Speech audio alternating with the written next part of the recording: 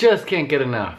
Just can't get enough of this produce here. Highest quality fruit on the planet, in my opinion.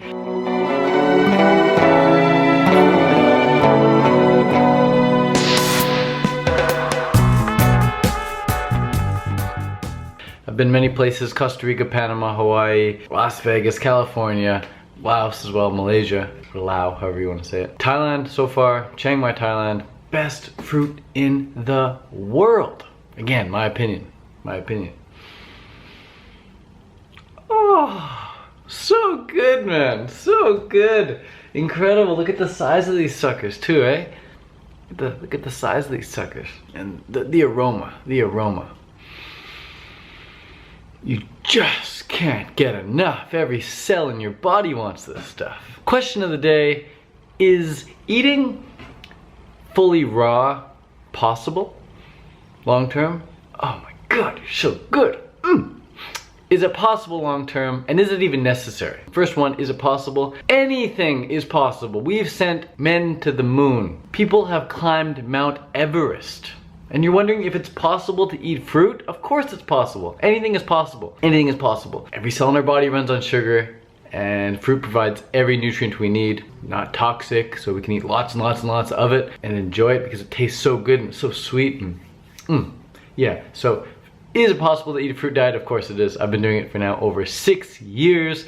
The first 5 years, I had some greens in my diet as well, some vegetables as well. And I think eating greens and vegetables is more, how shall we say, appetizing in the earlier stages. Eating greens and eating vegetables is more attractive, more appetizing in the earlier stages of becoming a raw vegan. Becoming fruitarian. So I called myself a fruitarian, 5 years ago when I was still eating lots of greens and vegetables. Why did I do that? Because 99% of my calories throughout the year were still coming from fruit.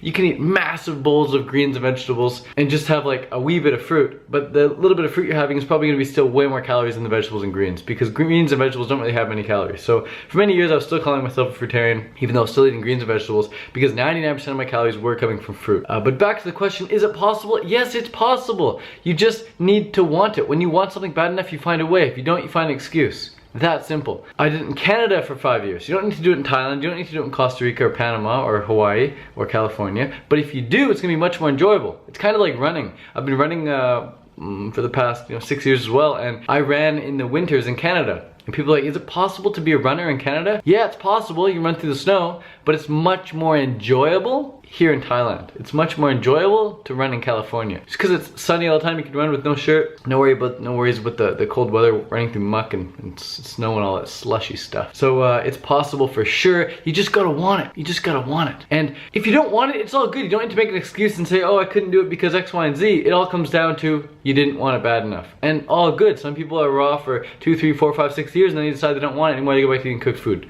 Plenty of friends who have now gone back to eating cooked food simply because they didn't want to remain 100% raw.